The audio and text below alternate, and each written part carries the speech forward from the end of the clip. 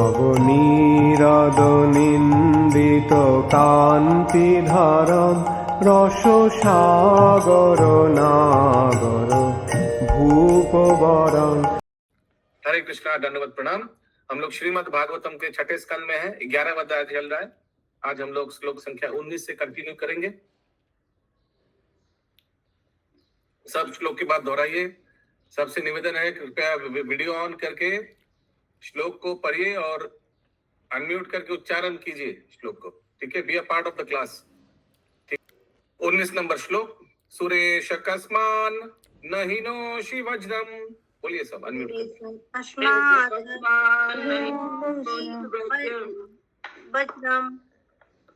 पुरा स्थिते वैरिनिमाय मोघम।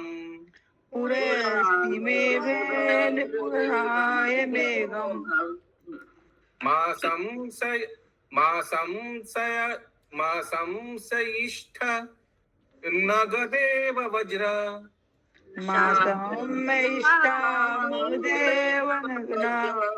स्यन्निष्फला कृपनथेव याचना।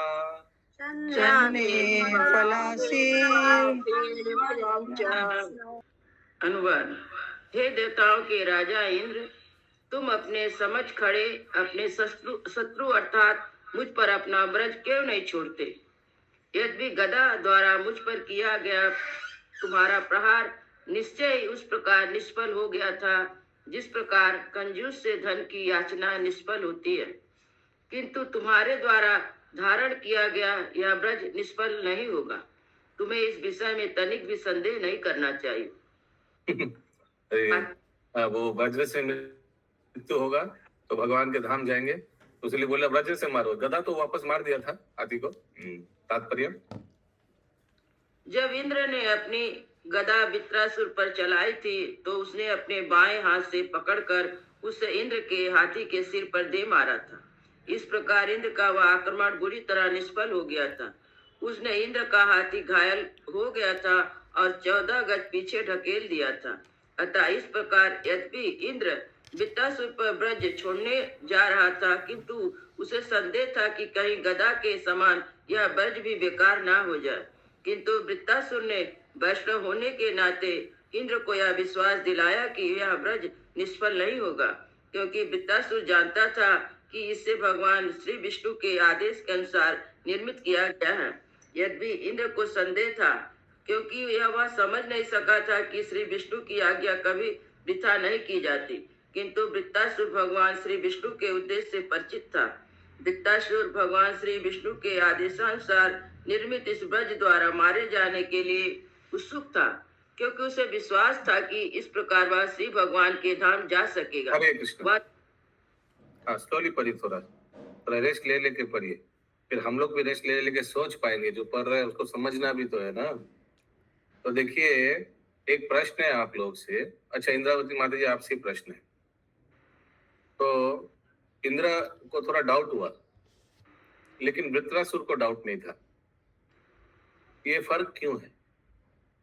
क्योंकि वृत्रासुर को भगवान पे पूर्ण विश्वास था, इंद्र को पूरा विश्वास नहीं था वृत्रासुर भगवान के ऊपर। इंद्र तो इंद्र देवी देवता है, देवी देवता लोग शुद्ध भक्त नहीं है, तो उन लोग को मिश्रित भक्त है, उसीलिए जड़ जगत में ही रहता है। वृत्रासुर मुक्त जीव है, वो शुद्ध भक्त है। शुद्ध भक्त भगवान का वाणी पे 100% विश्वास करता है। आप लोग को याद और कोई बताइएगा कि ऐसे देवी देवता लोग को डाउट और कहाँ कहाँ हुआ था? ब्रह्मा जी को हुआ था प्रभु जी। कब? भगवान के ऊपर बाल लीला में। जब वो लोग खा रहे थे गोप बालों के साथ। वो तो ठीक है, हाँ, ये भगवान है या नहीं। लेकिन ऐसा युद्ध के समय बहुत बार डाउट हुआ था। आप लोग देखे, बहुत बार भगवान हिरण्यनाक्ष से युद्ध कर रहा है, रावण से युद्ध कर रहा है। देवी देवता लोग सोच रहे, अरे रावण नहीं मार देगा ना भगवान को, अरे हिरण्यनाक्ष मार दे सकते हैं। अरे अभी हिरण्यनाक्ष अगर मार देगा तो हम लोग का तो बहुत हड्डी पसली एक हो जाएगा। हाँ, ये रावण छोड़ेगा नहीं या ये हिरण्यनाक्ष छोड़ेगा नहीं। हाँ, बादल के पीछे छुप गया देवता। ये याद है, ये सब ये से होता है ना ऐसे। हाँ, तो देवी देवता लोग को ना भगवान पे भरोसा नहीं है, भगवान का शक्ति पे भरोसा नहीं है, भगवान के वाणी पे भरोसा नहीं है। लेकिन वृत्रासुर यद्यपि असुर है, लेकिन भगवान के शुद्ध भक्त हैं। भगवान ने बोला वज्र से मरेगा तो मरेगा वज्र से, उसीलिए बोल रहे हैं, वज्र मारो मेरे को, वज्र मारो। सोचिए कोई बोलेगा युद्ध में, रावण का भी बोलेगा राम जी को वो वाला बाण मारो जिससे मैं मरूंगा, तो छुपा के रखा था ना कहीं। यहाँ वृत्रासुर खुद बोल रहे हैं वो वज्र से मारो, गदा से मारने से कुछ नहीं होगा। आगे वह तो केवल उस अवसर की प्रतीक्षा में था कि कब ब्रज छूटे।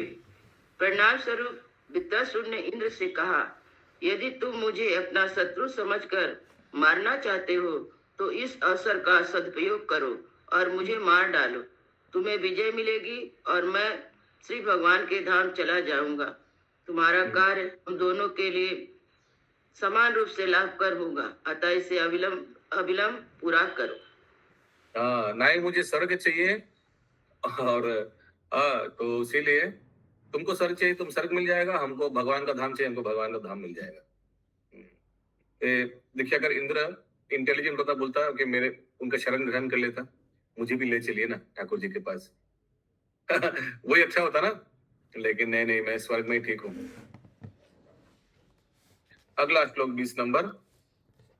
नान्ये वज्रस तव शक्र तेजसा, बोलिए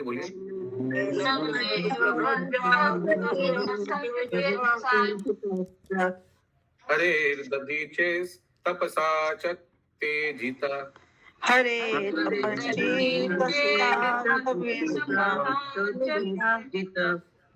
तेनैव शत्रुं जहि विष्णु यंत्रितो,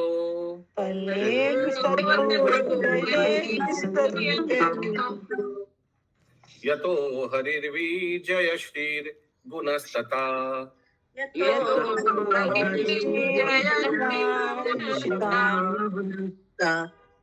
बोलिए। अनुवाद।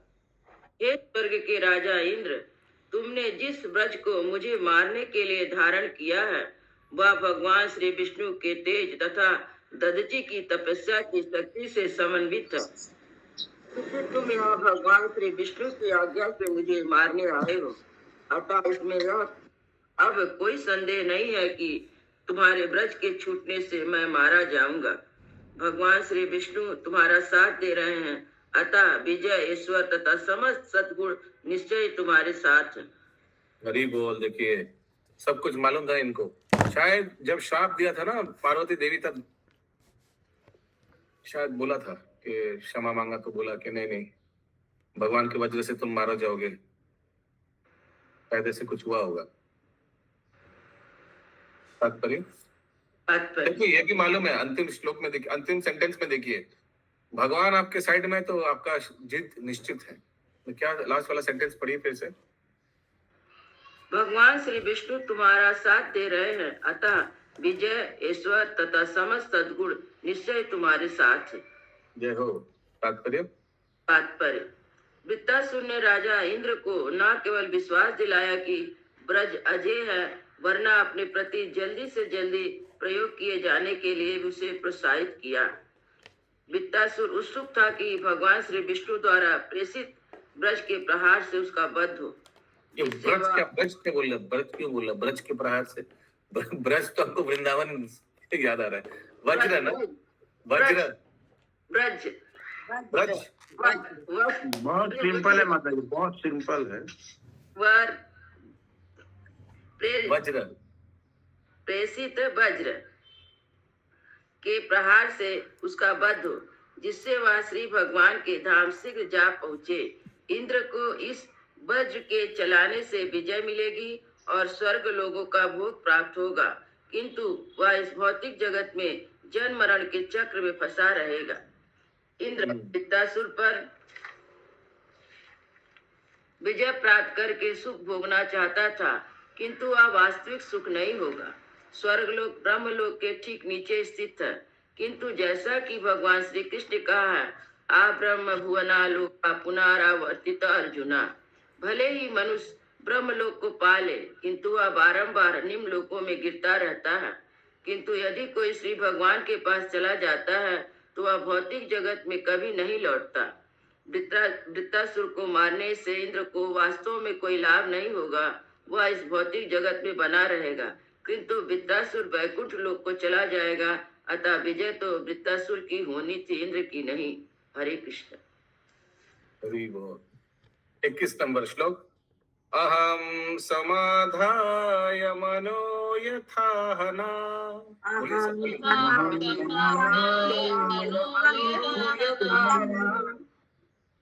संकर्षणस्तच्चरणारविन्दे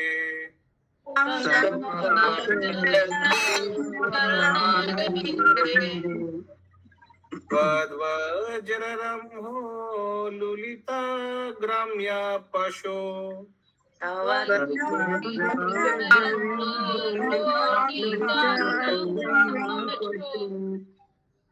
गतिं मुनिर्याम्यपविद्धलोक।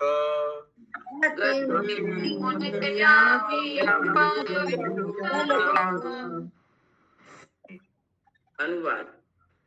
तुम्हारे वध के वेग से मैं भौतिक बंधन से मुक्त हो जाऊंगा और यह शरीर तथा भौतिक कामनाओं वाला यह संसार त्याग दूंगा।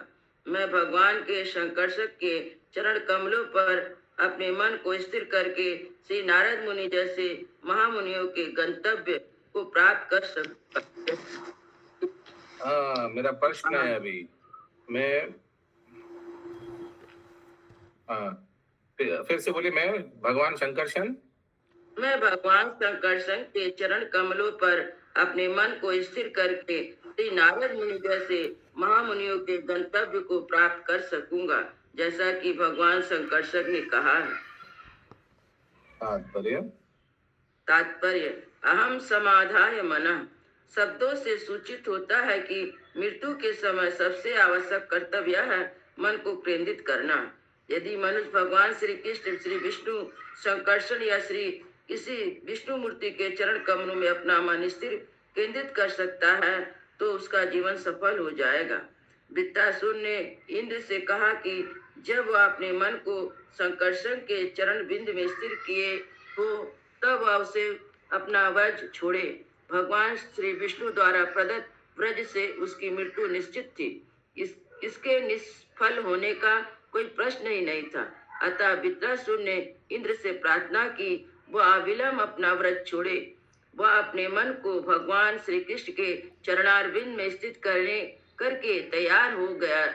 भक्त अपने इस भौतिक शरीर को त्यागने के लिए सदैव तैयार रहता है, जिसे यहाँ पर ग्राम पास अर्थात भौतिक आसक्ति का फंदा कहा गया है। यह शरीर तनिक भी अच्छा नहीं है, यह तो मात्र भौतिक जगत के बंधन का कारण है। दुर्भाग्यवश शरीर के नाशवान होने पर भी मूर्ख तथा धूर्त पुरुष शरीर पर पूर्ण आस्था रखते हैं और कभी भी श्री भगवान के धाम लौट जाने के इच्छुक नहीं रहते। हरे कृष्ण।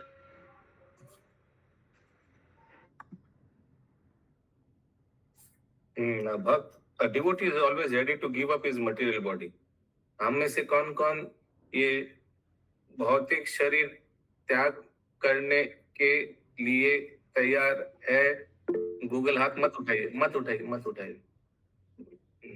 ठीक है। अरे बोल बाबा, सब एकदम रेडी स्टेडी गो बोलने का। हरे कृष्णा। ओके, ठीक है, बहुत अच्छा। हाथ उतार दीजिए। ठीक है। नोबेल प्राइज दिया जाएगा आप लोग। हाँ बोलिए गायत्री राधिका माता जी। अच्छा, ऐसे ही उठ गया था। टिकट का प्रभु जब बीमारी आ जाता है ना शरीर में तो लगता है कि अब चला जाना ही अच्छा है। और स्वस्थ हो जाने से स्वस्थ होने से तो भक्ति ना थोड़ा दिन की शादी विवाह देख ले तब जाएगी।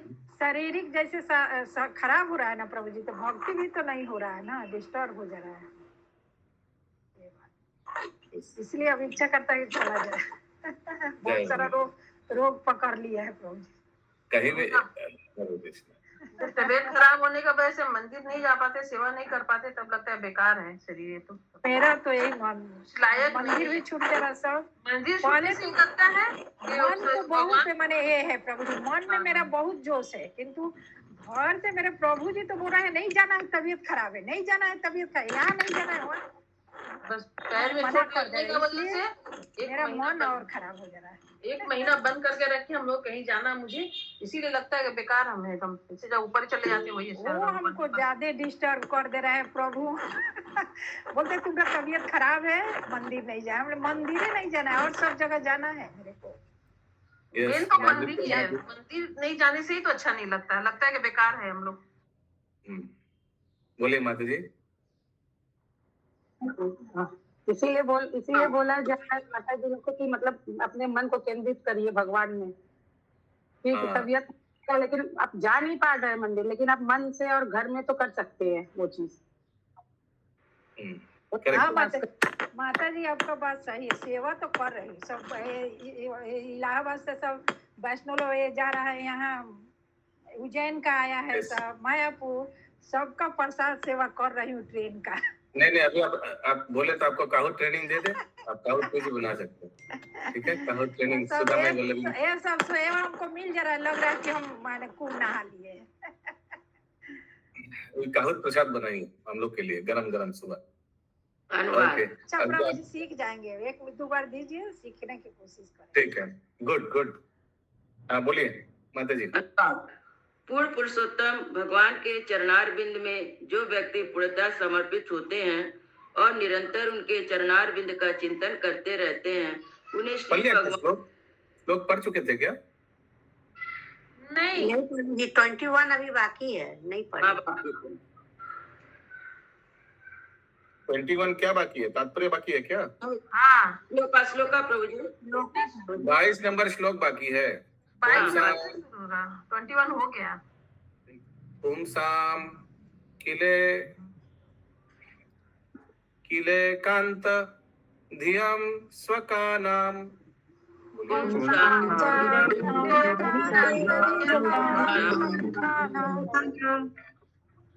या संपदो दीवि भूमौ रसायाम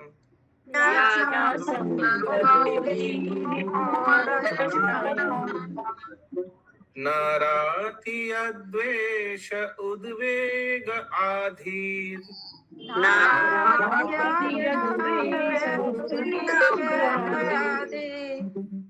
मादा कलिर्व्यासनम शम प्रयास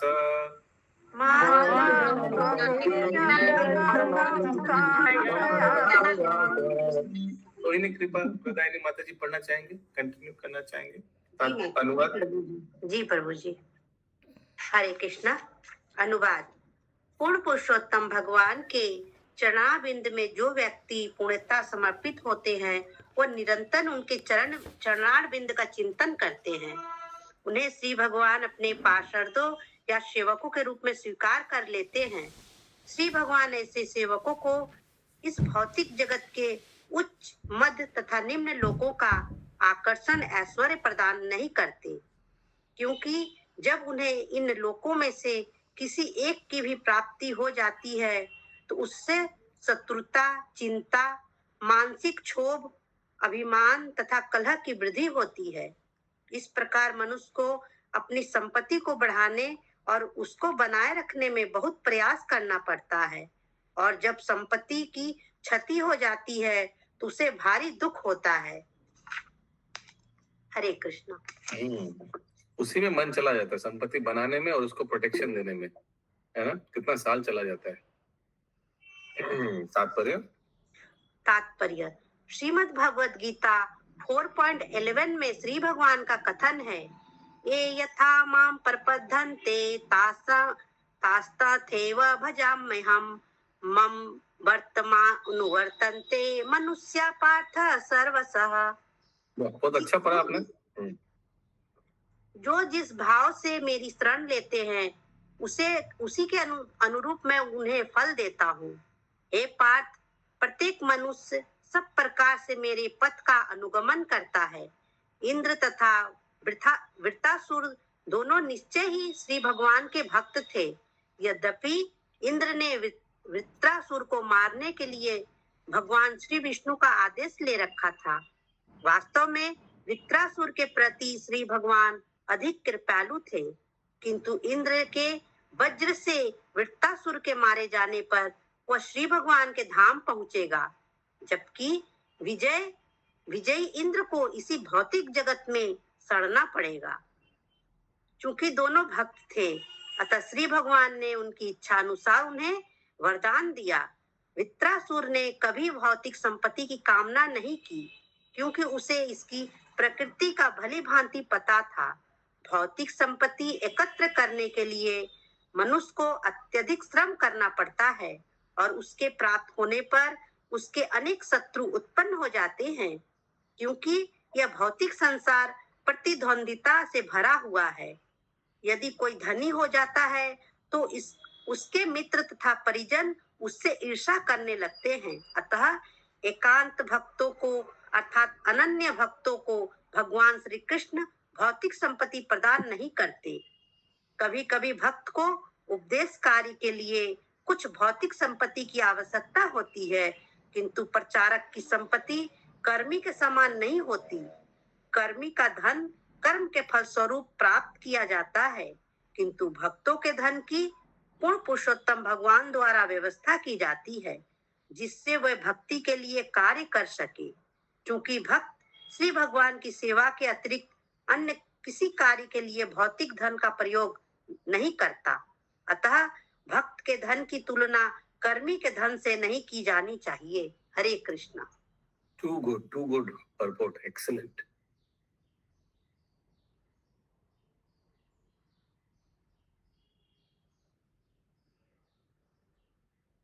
कर्मी का धन जितना खटेगा उतना मिलेगा, भक्तों के लिए वैसा नहीं है। भगवान निर्धारित करेगा कितना चाहिए इनको। वो यमुना माता जी थी ना, उनका एक सूटकेस थी, वही उनका पोजीशन था। सारा विश्व भ्रमण करते थे, प्रचार करते थे, और एक suitcase, life in a bag of suitcase, बहुत फेमस बुक है उनका। अगला श्लोक 23 नंबर। त्रैवर्गिकाया सविघातमास्मात्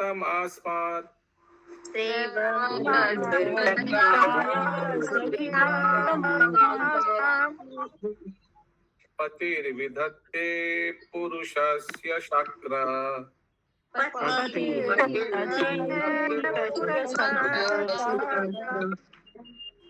ततो अनुमेयो भगवत् प्रसादो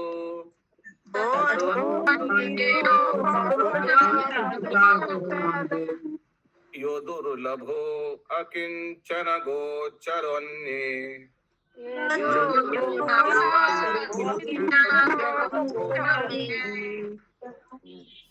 अनुवाद। हमारे भगवान पूर्ण पुरुषोत्तम परमेश्वर अपने भक्तों को धर्म, अर्थ तथा काम, इंद्र तृप्ति के लिए वृथा प्रयास करने के प्रति वर्जित करते हैं। हे इंद्र, इससे यह अनुमान लगाया जा सकता है कि श्री भगवान कितने दयालु हैं। ऐसी कृपा केवल शुद्ध भक्तों को प्राप्त है, भौतिक लाभ चाहने वाले व्यक्तियों को नहीं। और एक बार अनुवाद स्लोली। हमारे भगवान पूर्ण पुरुषोत्तम परमेश्वर अपने भक्तों को धर्म, अर्थ तथा काम के लिए वृथा प्रयास करने के प्रति वर्जित करते हैं। हे इंद्र, इससे यह अनुमान लगाया जा सकता है कि श्री भगवान कितने दयालु हैं। ऐसी कृपा केवल शुद्ध भक्तों को प्राप्त है, भौतिक लाभ चाहने वाले व्यक्तियों को नहीं। देखिए, बोल ही दिया इंद्र को, हाँ, तुम जो प्रार्थना कर रहे हो, सब प्रयास कर रहे हो, सब भौतिक चीजों के लिए, लेकिन हमारा भगवान वैसे प्रेरणा नहीं देते भौतिक चीजों के लिए के प्रयास करना। सुन रहे सब, इंद्र सुन रहे हैं, इंद्र को भी तो बोल रहे हैं, लेकिन इंद्र भी अगर बुद्धिमान होता तो क्या करता? वृत्रासुर का शरीर हो जाता। हमको भी थोड़ा सीखना दीजिए, आप जहाँ जाएंगे हमको भी ले चलिए, ऐसे कुछ है ना। तात्पर्य मानव जीवन के 4 उद्देश्य हैं: धार्मिकता, धर्म, आर्थिक विकास, अर्थ, इंद्र तृप्ति, काम तथा भौतिक अस्तित्व से मुक्ति, मोक्ष। सभी मनुष्य सामान्यतः धर्म, आर्थिक विकास तथा इंद्र तृप्ति की कामना करते हैं, किंतु भक्त को इस जीवन तथा अगले जीवन में पूर्ण पुरुषोत्तम भगवान की सेवा करने के अतिरिक्त पूर्ण पुरुषोत्तम भगवान की सेवा करने के अतिरिक्त कोई भी इच्छा नहीं होती। शुद्ध भक्तों पर श्री भगवान की विशिष्ट कृपा यही होती है कि वे उसे धर्म, अर्थ तथा काम की प्राप्ति के लिए किए जाने वाले वृथा कठिन परिश्रम से बचा लेते हैं। किंतु यदि कोई इन लाभों को चाहता है तो श्री भगवान उसे अवश्य प्रदान करते हैं। उदाहरण, इंद्र भक्त होकर भी भौतिक बंधन से उद्धार पाने का अधिक इच्छुक नहीं था। उल्टे वह इंद्र तृप्ति तथा स्वर्ग लोक में उच्च स्तरीय भौतिक सुख चाहता था। किंतु वृत्रासुर ने शुद्ध भक्त होने के कारण केवल पूर्ण पुरुषोत्तम भगवान की सेवा करने की इच्छा की। अतः श्री भगवान ने इंद्र द्वारा उसके शारीरिक बंधन को विनष्ट कराकर अपने धाम पहुंचने की व्यवस्था कर दी। वृत्रासुर ने इंद्र से प्रार्थना की कि जितनी जल्दी हो सके वह अपना वज्र चलाए, जिससे इंद्र तथा वह दोनों ही भक्ति की दिशा में अपनी अपनी प्रकृति के अनुसार लाभ उठा सके। हरे कृष्ण।